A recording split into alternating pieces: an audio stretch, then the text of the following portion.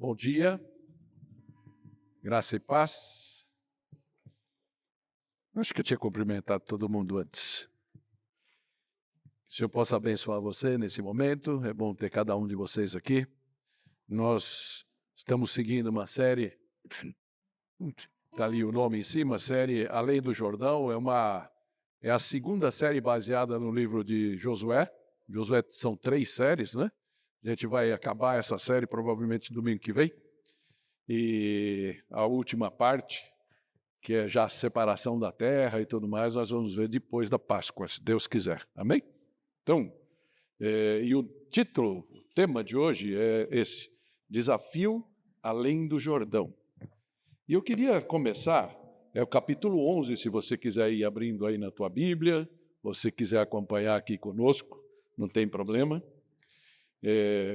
Mas uma afirmação que eu queria fazer logo de começo, para que possa nos ajudar nessa reflexão, é que Deus nos promete uma herança, mas o caminho da fé ainda envolve desafios, que trabalharão nossa habilidade de confiar, de preservar, de perseverar e de descansar, mesmo em meio às tribulações.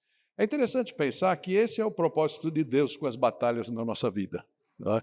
Algumas vezes a gente vê as batalhas que passam, os desafios, as lutas, e a gente fica... E ainda mais quando a gente está mergulhado numa sociedade que tem um certo problema com o sofrimento, né?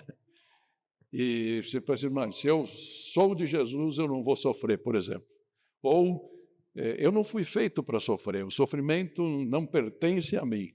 Mas é interessante ver como Deus usa essas batalhas da vida justamente para trabalhar algumas características do nosso caráter. E nós vamos ver hoje 3 áreas. O Josué 11 é muito interessante porque ele nos ensina isso, né? Confiar. É interessante, eu estava sentado, curtindo, agradecendo a Deus pelas músicas que a gente cantou, e parece que a gente combinou. Parece que a gente combinou, mas nós não combinamos isso. A gente sempre fala da última música, às vezes, né? Mas estava pensando ali, todas elas a gente tem a ver com o que a gente vai refletir hoje aqui. A gente vai ler em Josué 11. Então, mas é interessante pensar que, no caso de Israel, a herança era física, era a terra prometida, né? Que fala da terra que emana leite e mel. Mas, para os crentes em Jesus, hoje a herança é espiritual, com efeitos práticos na vida, no nosso dia a dia. Tem partes dessa herança que a gente já vive, né? Eu não sei se... tem muito... Acho que tem que baixar a presença um pouco, né? Até com efeito, né? Parece que eu estou numa caverna. Se der para dar uma melhorada aí, eu agradeço. Tá? Então, parte da nossa herança nós já desfrutamos hoje. O Espírito Santo, que o Vinícius até falou, né? Sabe aquela voz que você escuta? Se você não sabe de onde ela vem, como ela é, se você tiver que descrever, a gente não sabe nem descrever, mas a gente escuta. E ela impacta o nosso coração. Já é parte desse privilégio, dessa nossa herança. E a adoção de ser filhos, quando a gente realmente tem Jesus como nosso Senhor e Salvador. Mas esse episódio, essa parte, esse acontecimento da vida de Israel, além do Jordão, como a gente tem falado, vai nos ajudar a entender alguns desses desafios e como nós podemos vencê-los na prática. Esse será o propósito da reflexão de hoje. E eu queria mais uma vez orar com vocês para que o Senhor possa nos conduzir em todo esse processo. Pai Santo, nós te louvamos, nós te agradecemos. Espero que o Senhor tenha se alegrado com esses louvores, assim como o meu coração se alegrou. Te pedimos agora, Pai, que o Senhor possa abrir o nosso coração. Nos dá plena atenção nesse momento. Que nenhum ruído, nada possa distrair o foco que nós mantenhamos na Tua palavra nessa manhã. Esse é o nosso pedido em nome de Jesus. Então, eu queria começar lendo os 5 primeiros versículos do capítulo 11 e depois o resto a gente vai lendo ao longo da reflexão, ok? Então, Josué 11, a partir do versículo 1, diz assim: Quando Jabim, rei de Azor, soube disso, enviou mensagem a Jobabe, o rei de Madom, aos reis de Sinrom, Aksaf e aos reis do norte que viviam nas montanhas na Arabá, ao sul de Quinerete,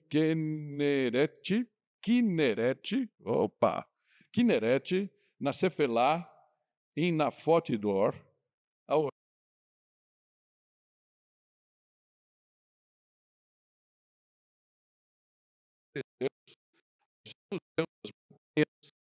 ao dever do irmão da região do Ispa.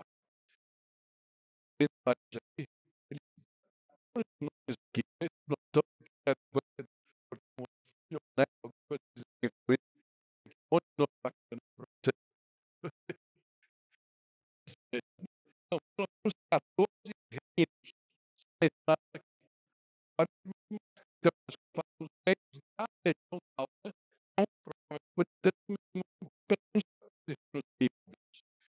se for fazer com todas as suas provas, certo imenso. Então, começou com 40 pragas, além de um grande número de cavalos e carros.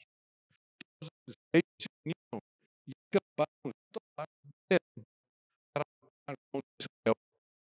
Então, o que a gente pode dizer antes de partir para a reflexão? Coisas do norte aqui, muitos reis, como o primeiro 14, numerosos exércitos, ricos cavalos e carros de guerra, cavalaria, salvagens, eles são numerosos como a guerra de Paria. Militarmente falando, é uma competição de poder. A maior vez colocado contra os israelitas. Esse é o maior exército que tinha o direito. Então, o que nós vamos ver? Vamos ver se o José e os aliados reagem diante de uma ameaça. Por nós também costumamos agir quando estamos com ameaças bem difíceis na nossa vida. Então, desde que Deus coloca essas coisas assim, esses métodos, essas histórias, aumentar as suas eu no livro de João, agora já sei o que aconteceu na história de Israel.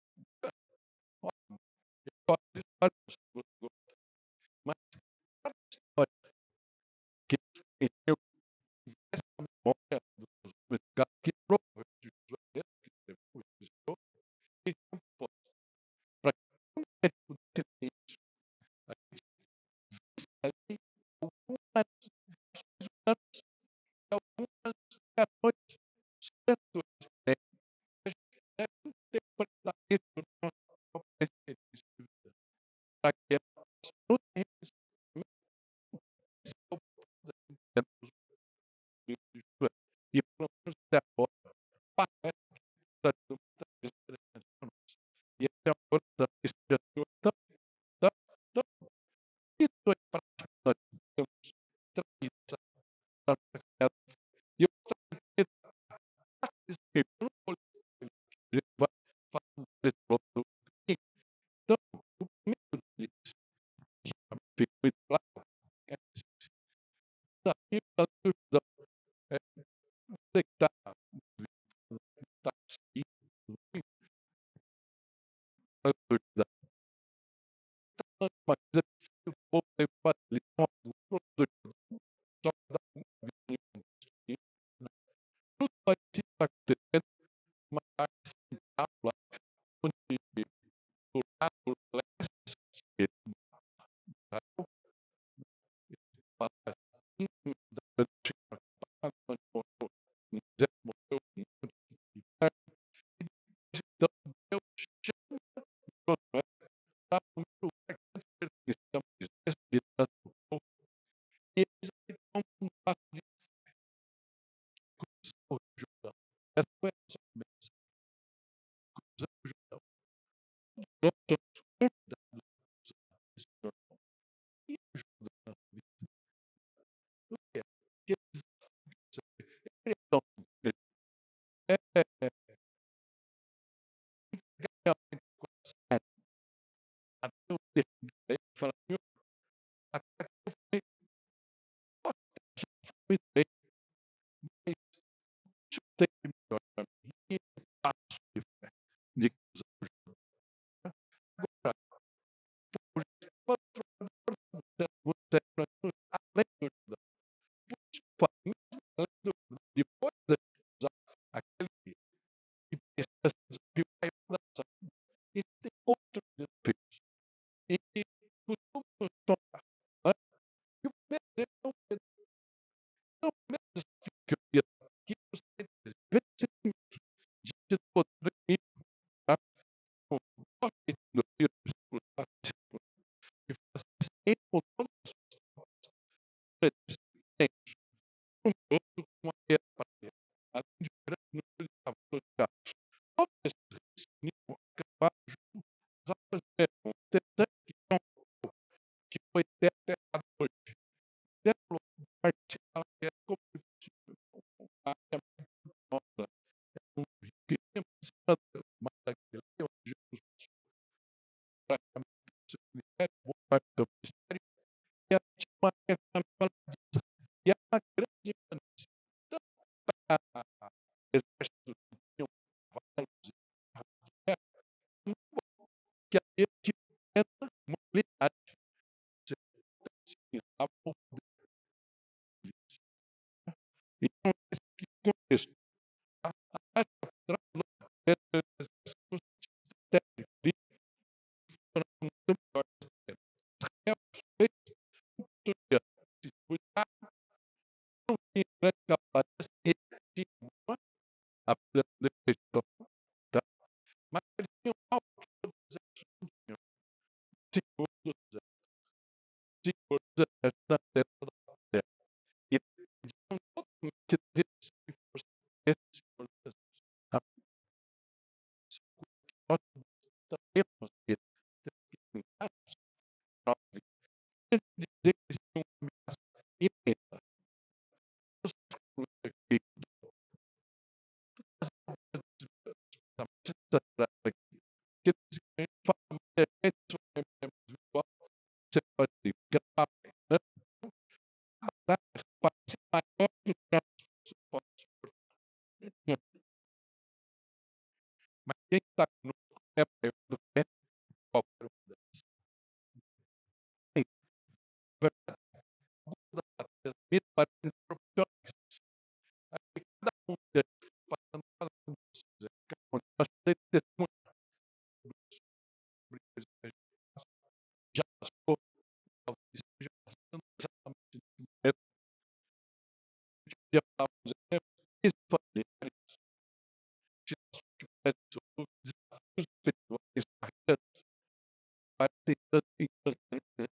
Você fala para cá, dorme, acorda pensando naquilo, acorda de madrugada, fica pensando dentro da nossa cabeça, dentro conseguimos ver, mas não é mais não está expressando problemas que parecem ser invencíveis e até parecem insignificantes. Nos resolver, parece que uma bola de neve. Mas é justamente como testemunhos que surge o detalhe que muda tudo. E o texto para vocês é aprender Senhor disse a José: não tenha medo deles, não tenha medo deles, porque amanhã nessa hora tirarei todos os mortos da terra.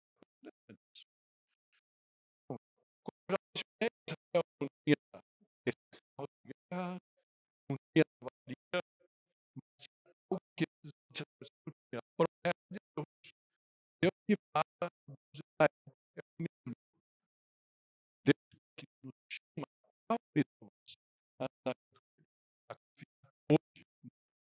É a pergunta que deixa eu perguntar. Você confia em Deus?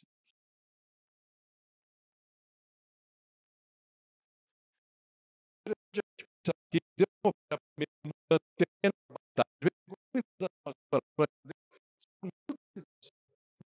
Quando vamos a Ele, a pessoa é chata, a pessoa pressiona trabalho, alguma coisa assim, Senhor, Ele,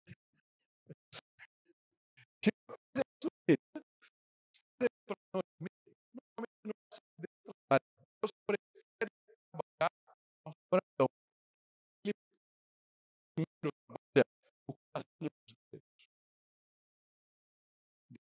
coração antes de nós mudarmos.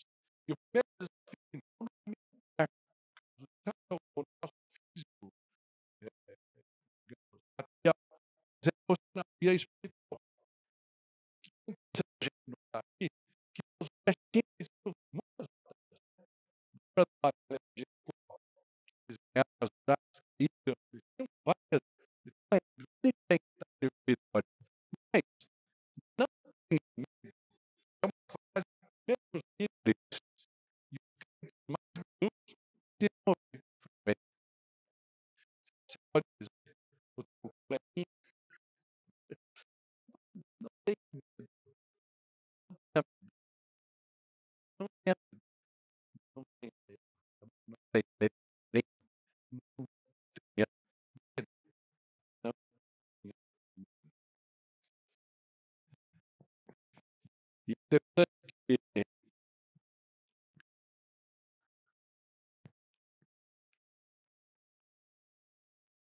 mesmo, né, o pastor ainda foi até uma coisa ali, né, e vai colocar de novo. Ele fala: "Aquele que está em vocês é maior que aquele que está no mundo." Por isso ele fala: "Maior é o que está conosco, maior é o que está conosco." As batalhas mais perigosas que enfrentamos na maioria não são externas, elas são internas. Acontece dentro do nosso próprio coração. Essa batalha é o quê? Compromisso. Tem que se comprometer. E por que ele precisa encarar o medo? Encarar o desafio de vencer o medo. Primeira coisa, porque o medo paralisa. Tira a coragem. Trava. Uma pessoa que me ama, muito amada, mas quando antes que ela estava mais nova, agora ela está um pouco mais madura, mas entendeu que se aconteceu uma coisa, ela sabe, ela trava, assim,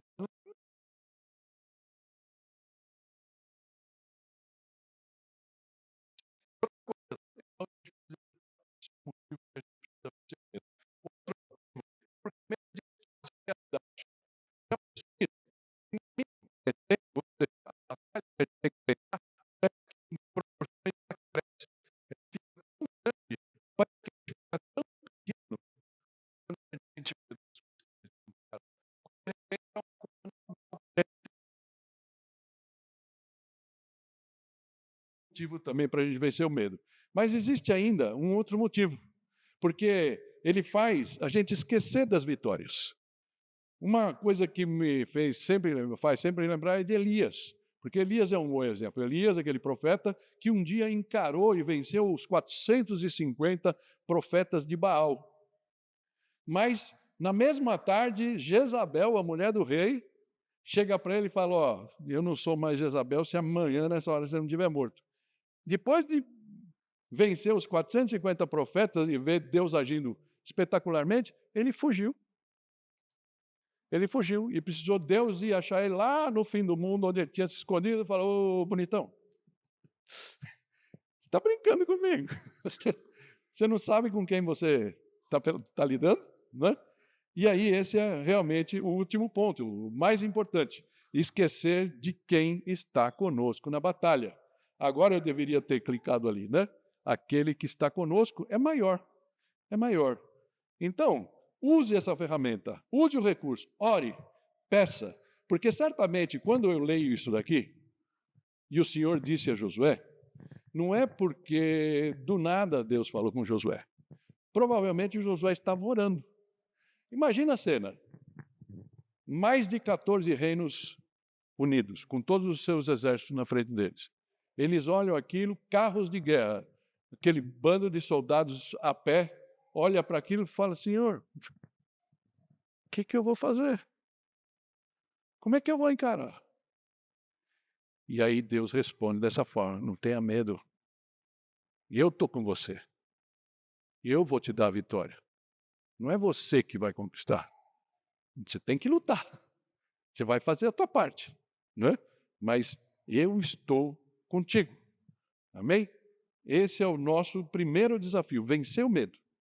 Mas se conseguirmos vencer o medo, qual é o nosso próximo desafio?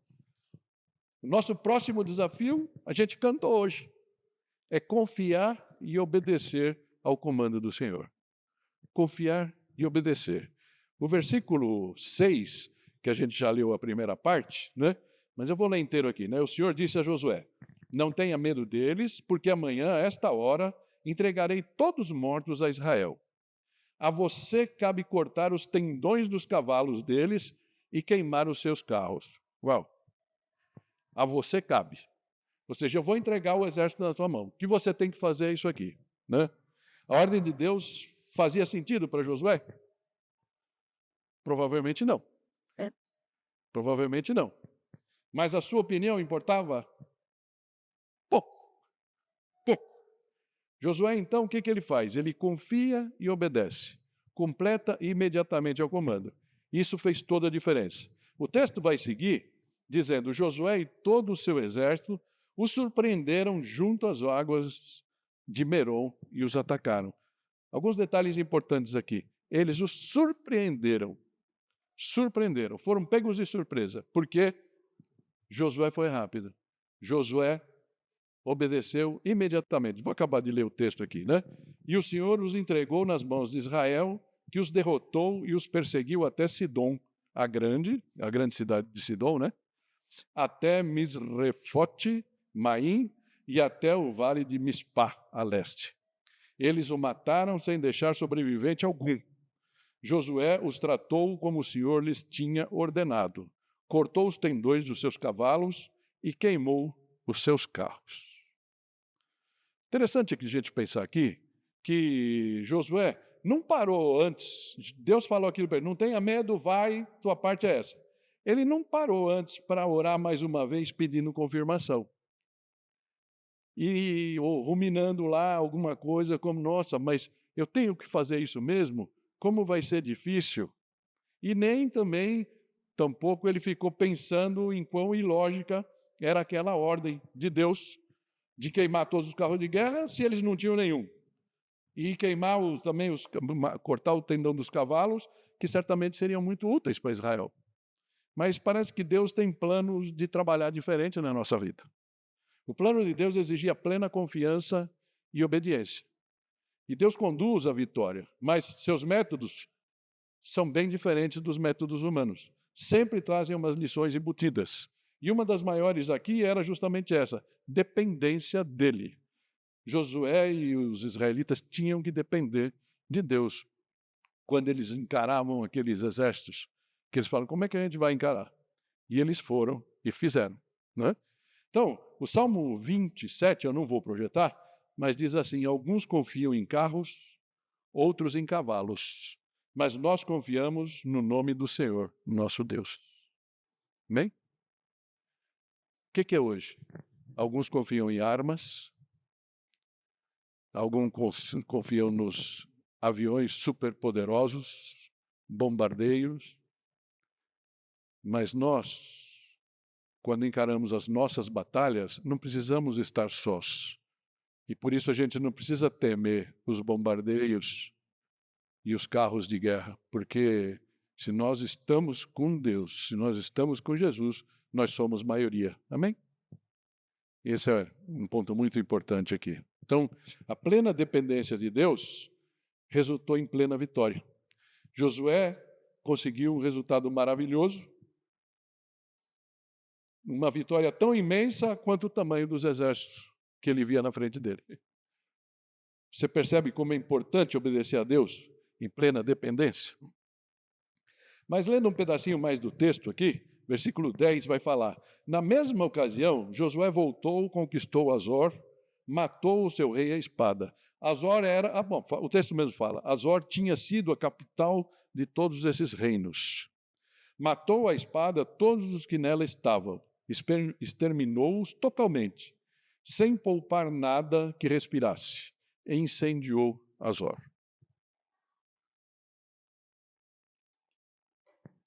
Eu queria aproveitar esse versículo, é um versículo que pode ser até meio chocante, né?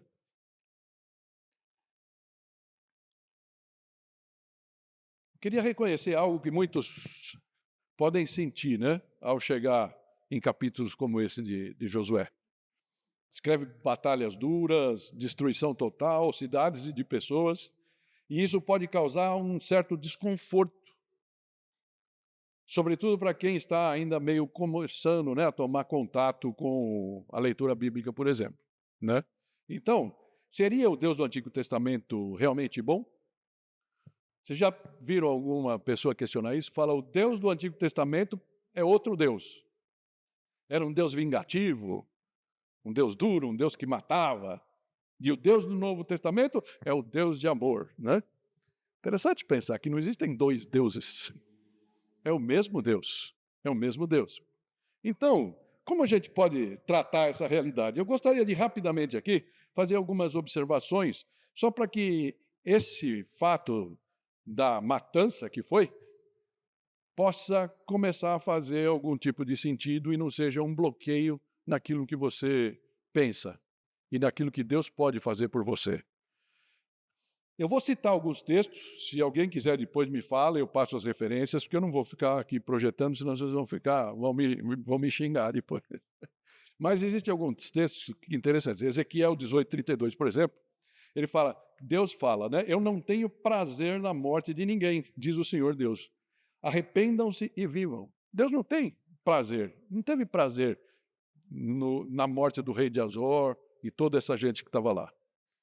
Em Gênesis 15:16, onde Deus está tratando com Abrão, Abrão era um pagão, idólatra, de uma família idólatra, que Deus vai lá e resgata. Fala, eu quero começar daqui uma linhagem.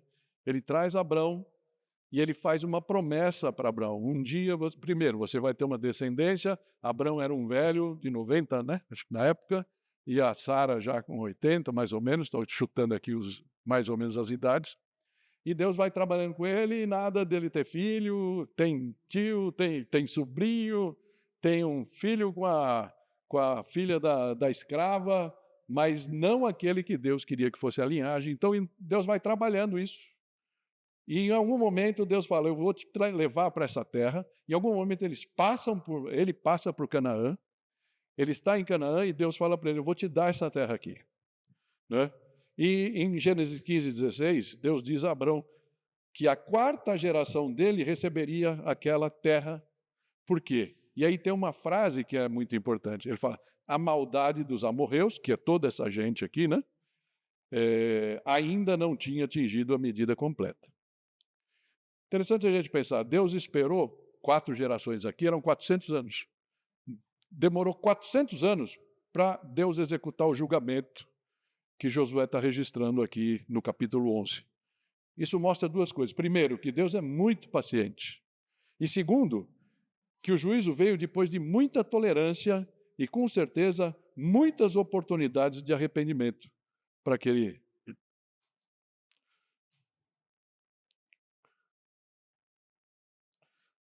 povo lá. Desculpa aqui que eu estou tendo um problema técnico, ok? Bom, já tá. Com muita tolerância daquele povo. Mas aquela civilização cananeia, né? Esse povo, eles eram tão degenerados que não havia espaço para a ideia de arrependimento. Já teve pessoas que você falou de Cristo e elas praticamente riem na sua cara? Quando você fala arrepender do quê? Né?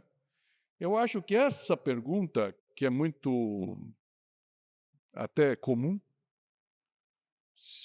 eu acho que ninguém que realmente olha para o espelho e se vê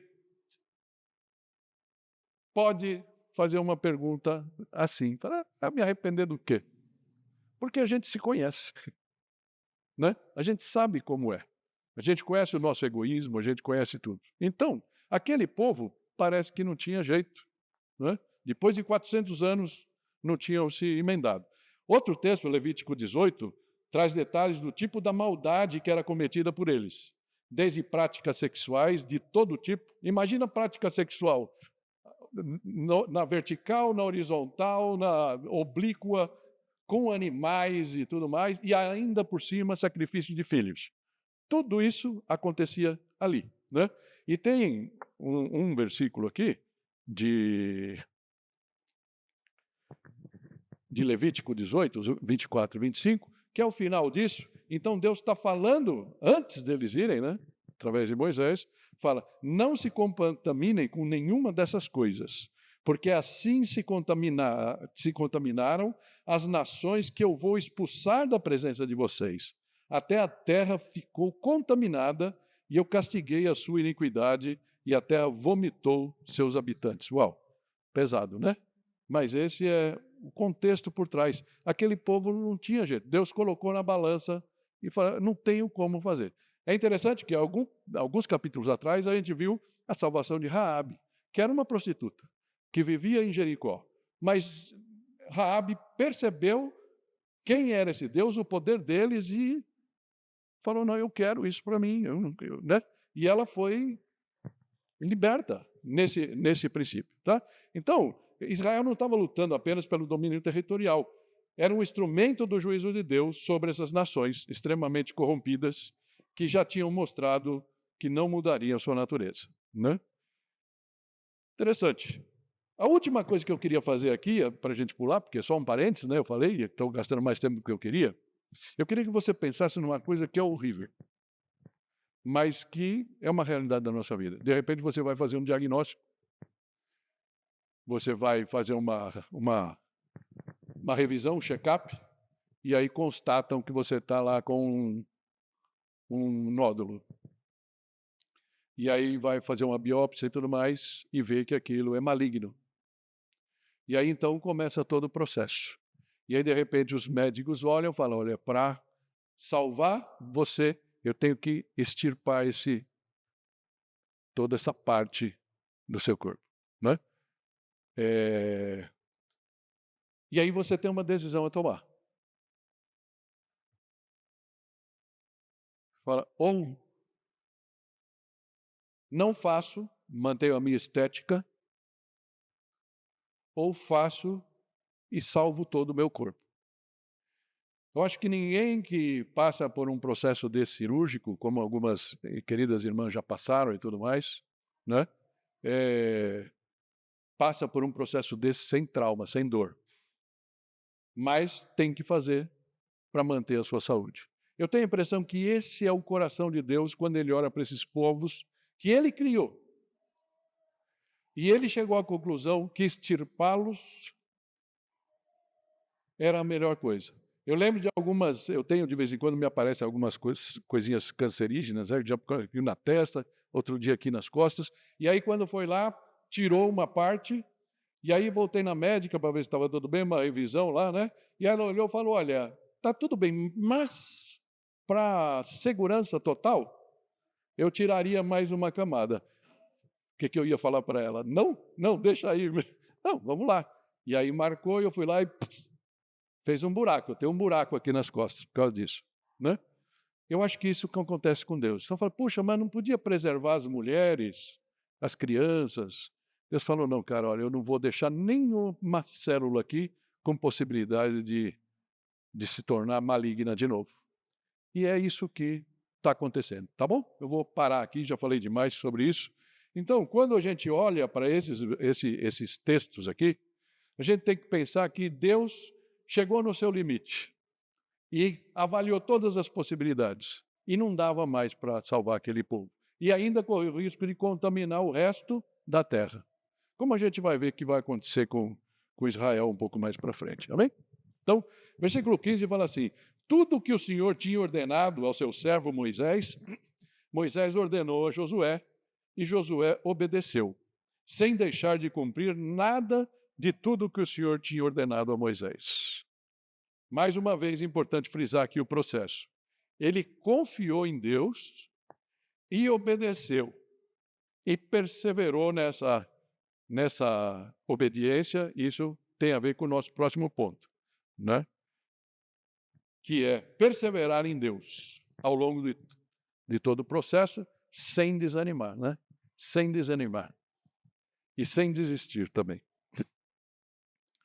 A gente vai dar uns saltos aqui, né? Mas o versículo 16 vai falar assim, assim Josué conquistou toda aquela terra, a Serra Central, todo o Neguebe, toda a região de Gozen, a Cefelá, a Arabá e os montes de Israel e suas planícies.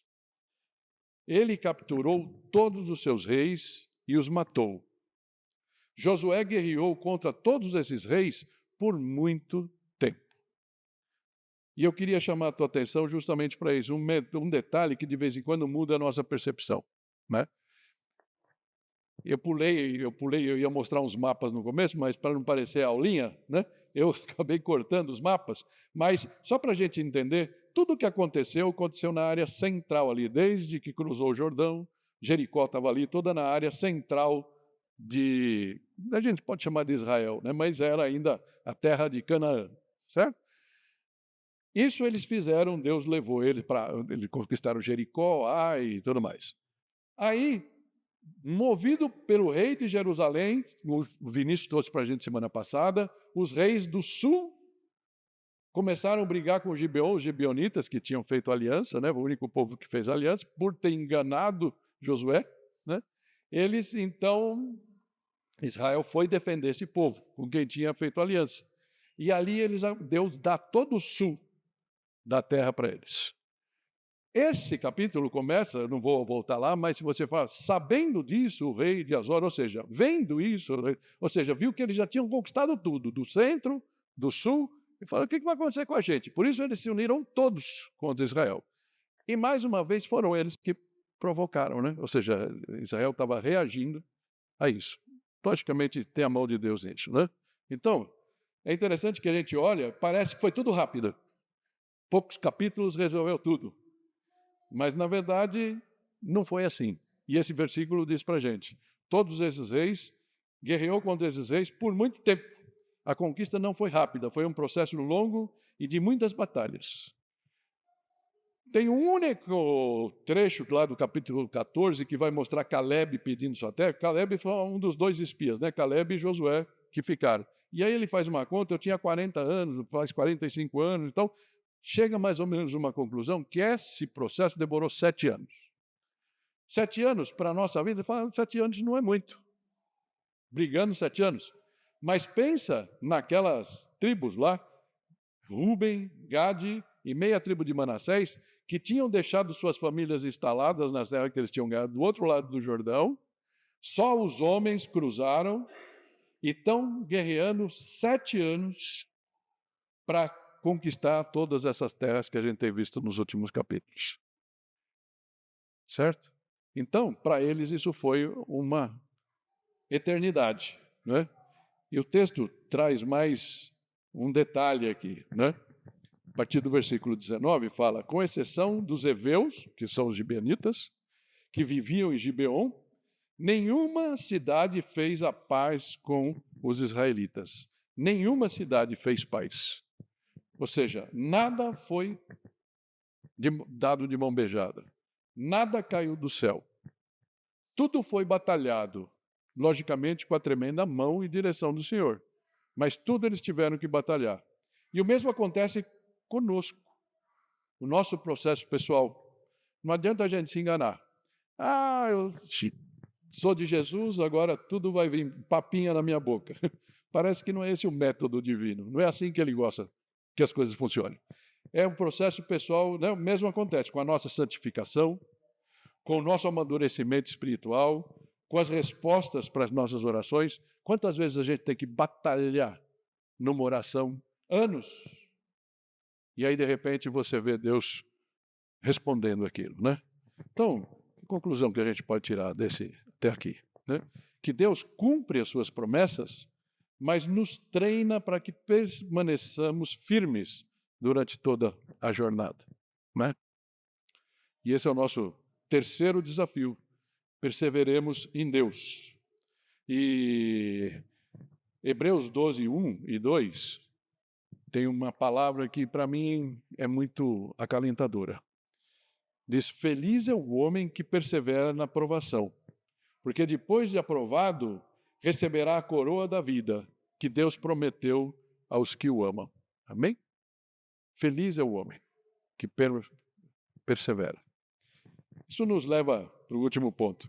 Eu estou aqui me contando para falar de uma coisa. Outro dia eu vou compartilhar algumas coisas, depois vocês me falam.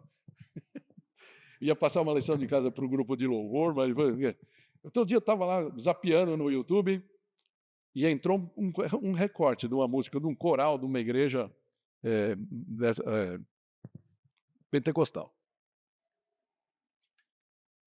E a menina está cantando um pedaço, um trecho assim. Aí, nossa, que música forte. Aí eu procurei e achei. O nome da música é Santificação, não sei se vocês já viram. Tem até um vídeo legal, tem uma moça lá, faxineira, tal, escutando uma baladinha lá no fone de ouvido. Aí começa o coral e confesso a vocês, escorreu lágrimas de ver aquilo lá. É muito legal, vale a pena ver. Só que tem algumas questões doutrinárias que aí um dia a gente pode falar, né? Porque ali ela fala, você tem que perseverar, porque senão quando chegar o dia do juízo, tipo, pecou ontem, ferrou, né? Mais ou menos isso, né? E a gente não crê assim, a gente crê que o nosso Deus, a gente sabe, a gente tem que responder, mas é muito bom essa noção que a música traz de que nós temos que perseverar. Não é porque um dia nós chegamos aqui falando, eu aceito, e a gente fez uma oração, e aí você segue na sua vidinha igual. Tiago vai questionar isso, né? Tiago vai falar, olha, mostra a tua fé sem obras, que eu mostro a minha fé com obras. Ele não está falando que é a obra que salva, mas é a evidência de que algo mudou na sua vida. Que quando você aceitou a Cristo, algo mudou. Pelo menos a sua percepção, as suas prioridades. Não é? Então, é isso que fala aqui. Feliz é o homem que persevera enquanto as dificuldades vêm, porque depois disso receberá a coroa da vida. E tem um hino muito lindo, que eu não vou lembrar o nome dele agora, que fala que você vai chegar um dia, nós vamos trocar a nossa cruz, aquela que Jesus falou, quem quiser me seguir, pega a sua cruz e siga-me, né? Pela coroa da vida eterna. Amém? Isso nos leva para o último ponto rápido aqui. Reconhecer a fonte do verdadeiro descanso. O quarto desafio que o texto nos traz aqui naturalmente. Já no finalzinho aí, né, do texto, o versículo 23, vai dizer, foi assim que Jesus conquistou toda a terra. Jesus não, perdão.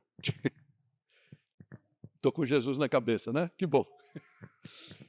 Foi assim que Josué conquistou toda a terra, conforme o Senhor tinha dito a Moisés, e deu-a por herança a Israel, repartindo-a entre as suas tribos. E a terra teve descanso da guerra. E aí eu estou destacando esse finalzinho do versículo. E a terra teve descanso da guerra. Então o capítulo termina com essa frase, considerando que o livro tem 24 capítulos, e esse é só o capítulo 11, parece prematura, né? Essa parece prematura, tendo em vista que tudo que ainda vai acontecer no relato desse livro de Josué. Mas aí ele está falando aqui que a terra realmente descansou, teve descanso. Depois de tantas batalhas, parece um descanso justo, né? Como pastor, eu digo para vocês assim, por exemplo, toda a adrenalina da semana preparando, será que eu falo isso, será que eu não falo? Essa madrugada eu falei, tira os mapas, aí eu tirei, acordei, antes de vir para cá, arranquei os mapas, as coisas que eu tinha posto lá, dei uma repensada, então estou aqui pregando. Quando eu saio daqui, tudo mais, a gente chega em casa, a adrenalina faz assim, né? Aí você, né? É o descanso do guerreiro, né? Domingo à tarde eu estou aquela abóbora murcha, né? Não sei qual é a tua realidade, talvez na sexta-noite, né? Depois da semana inteira de trabalho e tal. Então, parece justo, tá? Mas é interessante que no capítulo 11, tem o versículo 13 que fala assim, lembre-se da ordem de Moisés, servo do Senhor, deu a vocês, quando o Senhor, o seu Deus, lhes prometeu descanso e dar-lhes esta terra, né? Tinha uma promessa que eles iam ter descanso quando eles parassem de lutar. Então, sabemos que o descanso que Deus queria que o povo de Israel tivesse, né, desse versículo, era muito mais do que um descanso físico e geopolítico. Pus o pé aqui, agora essa terra é minha, ninguém rouba. Ninguém vem aqui. Se atacar, eu vou correr atrás. Tem esse lado. Mas ele queria muito mais que isso. Ele queria que Israel experimentasse um descanso espiritual, até cultural e emocional. também que desfrutasse de um relacionamento efetivo e correto com Ele e uns com os outros. E uns com os outros. Mas como podemos ler na sequência do livro de Josué, esse objetivo não foi atingido apenas ele foi atingido apenas em parte. E sem isso, o melhor descanso que podemos ter aqui são períodos de trégua, né? Então a gente poderia ler essa passagem falando que o povo de Israel teve uma trégua ali naquele momento, que Deus permitiu que eles tivessem essa trégua. Mas existe um descanso maior para o qual essa passagem aqui aponta. Aquele que encontramos em Cristo. Em Cristo. E eu queria terminar aqui trazendo duas passagens de Jesus, palavras de Jesus. A primeira delas está em João 16, 33. E eu vou frisando alguns pontos aqui para a gente pensar. Ele fala assim: eu lhes disse essas coisas para que em mim, ou seja, em Cristo, em Jesus, vocês tenham o quê? Paz. Tenham paz. Neste mundo vocês terão aflições. O próprio Jesus falou. Os desafios, as batalhas. Contudo, tenham ânimo, porque eu venci o mundo. Né? Se estamos em Cristo, podemos desfrutar essa paz. Apesar das aflições e das batalhas, né? Como a gente viu aqui. Então, Jesus está falando, não desanimem. Não desistam. Tá? Essa é a primeira passagem. A segunda passagem é muito conhecida, mas talvez a gente passe por ela tão batido por conhecer que a gente não para ver o convite que tem para todos nós ali. A primeira delas é Jesus falando, venham a mim. Venham a mim. Eu nunca aceitei Jesus. Tudo bem, Jesus está falando para você, venha a mim. Mas Ele está olhando para cada um de nós, que já o aceitamos no coração. Há 1 ano, há 10 anos, há 40 anos. E Ele está falando, onde você está?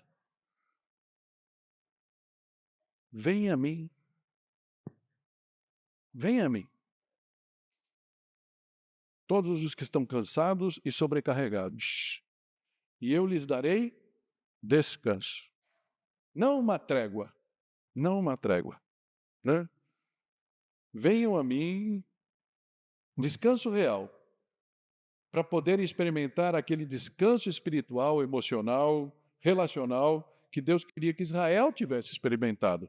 E eu digo para vocês uma coisa, Israel nunca experimentou isso. E ainda está buscando, infelizmente. Está buscando ainda, esperando o Messias. Mas o texto aqui segue, né? Tomem sobre vocês o meu jugo e aprendam de mim. Aprendam de mim. Aí não tem jeito. Tem que se render, buscar conhecer. Como? Primeira forma, olha eu de novo aqui. Aqui. Começa pelos evangelhos. Não, é muito grande o livro, não tenho paciência, não sei ler. Durmo quando pego um livro. Persevera. Persevera. Pega Marcos, que é um evangelho curtinho. Começa por ele. Ou João, que é o evangelho do amor. Né? Começa por um deles. Aprendam quem foi Jesus. Como Jesus agia. O que ele pensava. O que ele fez. E aí ele fala, pois sou manso e humilde de coração, e vocês encontrarão descanso para suas almas. E aqui, para mim, é uma chave muito importante, né? O tão almejado descanso é um descanso de alma. Eu posso ter trabalhado a semana, todo dia, 12 horas, 13 horas, não importa. Porque se você está com a sua alma descansada, o trabalho físico, você faz até com prazer. Aquilo que o Vinícius falou, olha, exemplo, aplicação prática. Ele deu para a gente a deixa hoje. Para quem chegou, vocês estavam todos nós quase aqui, né? Ele falou, ele se irrita. Quem não se irrita no trânsito? Eu não, eu sou tranquilo. Vocês não sei. Né? Então, quando ele eleva o pensamento dele. E pensou tudo aquilo legal que ele compartilhou com a gente, né? O caminho, ele falou, eu até esqueci onde eu estava, nem sabia como é que eu tinha chegado aqui. É mais ou menos isso que Deus quer para mim e para você. Entende isso? Encontrarão descanso para suas almas, pois meu jugo é suave e meu fardo é leve. Eu não sei quanto a você, mas isso é tudo o que eu desejo. Obter descanso em Jesus. Para a gente terminar, eu queria só trazer aqui os 4 desafios que a gente falou, né? E o primeiro deles é realmente vencer o medo. Vencer o medo diante do poder do inimigo. O que você está enfrentando nesse momento? É um problema de saúde? É um problema com vício? É problema com algum outro tipo de pecado? É um relacionamento difícil? É alguma pessoa que você precisa amar e você não consegue? O que você realmente está passando? Não permita que o medo tome conta disso. Fala, Senhor, eu ore. Peça, Senhor, me ajuda a vencer isso. Eu não quero ficar travado com isso, estacionado com isso. Eu não quero ver isso maior do que é, né? Então, lembrei quando estava fazendo um sonho, viam lá o Homem do Saco, lembra? Os mais velhos sabem disso, os novos nem sabem o que é isso. Fica brincando aí, fica dando mole aí que o Homem do Saco vem te pegar. Isso aí que os pais falavam para os filhos quando eu era criança, né? Mas aí, de repente, eu morava numa rua, numa vila, e tinha uma entrada assim da vila, né? Que a rua estava lá, e não tinha portão nem nada. Naquele tempo não tinha esse tipo de coisa, né? Hoje já tem, quando eu passo no mesmo lugar lá em Pinheiros, tem um portãozão fechando, naquele tempo não tinha. Então, na minha cabeça infantil, eu via o Homem do Saco como um gigante que ele vinha, e ele me pegava na janela em cima. Imagina um sobrado, o cara era tão grande que ele vinha. Então, é aquilo que eu falei, o medo faz com que os nossos inimigos, as nossas batalhas, fiquem maiores do que elas são. Mas nós não estamos sozinhos. Você não precisa enfrentar as suas batalhas sozinha, sozinho, né? Porque Deus está conosco. Ele está esperando o seu convite para entrar no seu coração e fazer morada. Amém? Confiar e obedecer ao comando dele, aos seus mandamentos. O que Deus espera de nós? Vamos confiar. De vez em quando a gente pega um versículo, já teve versículo que te travou? Você olha e fala, mas eu sou diferente. Se você é diferente, olha que boa oportunidade para você testar a sabedoria de Deus e mudar. Falar, Senhor, eu sou muito diferente do que está ali, mas me ajuda a mudar. Me ajuda a cumprir aquilo lá. Eu tenho certeza que Ele vai ajudar. Perseverar em Deus ao longo do tempo, sem desistir. Quantas pessoas a gente conhece que ao meio do caminho aconteceu, sei lá, aconteceu uma besteira qualquer, e eles não estão mais aqui. Aí pode arrumar desculpa que quiser, né? A palavra é chata, o louvor é ruim,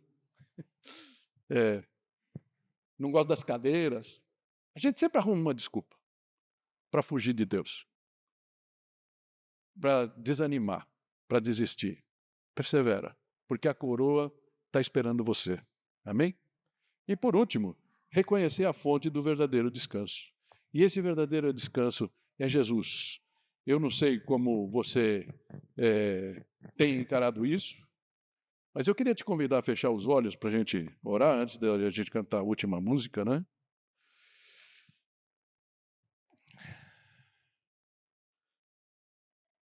E Deus está falando para você assim, olha, eu não sei exatamente, quer dizer, Deus sabe, eu não sei. Deus sabe exatamente os desafios que você está encarando. E Ele está dizendo para você, confie em mim. Confie em mim, que eu te ajudarei a vencer esse inimigo. E eu queria fazer aqui uma oração, se você talvez nunca tenha feito, quiser fazer junto comigo, eu queria pedir para você acompanhar isso aí, no seu pensamento mesmo. Diz assim: Jesus, eu te agradeço por me amar tanto a ponto de morrer por mim naquela cruz, pagando o preço pelos meus pecados também. Eu me rendo a Ti neste dia, Senhor. Perdoa os meus pecados. Entra no meu coração, Senhor Jesus. Seja o Senhor da minha vida. Eu te aceito pela fé e eu confio em Ti como meu Senhor e Salvador. E assim recebo o dom gratuito da salvação. Obrigado por me amar, Senhor. Quero amar-te mais e mais em retribuição àquilo que o Senhor conquistou para mim na cruz. E oro em nome de Jesus. Amém. Senhor, todos aqueles teus filhos, ó Pai, que um dia já fizeram essa oração, mas ainda lutam, Pai, porque é normal lutar ainda. Nós acabamos de ver isso, Senhor.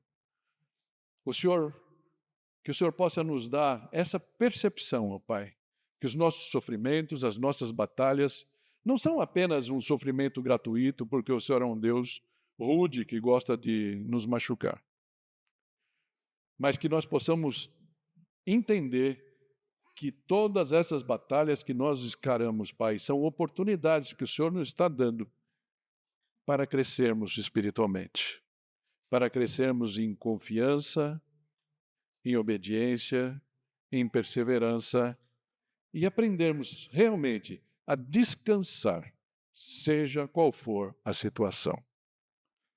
Em nome de Jesus nós oramos e te agradecemos. Amém.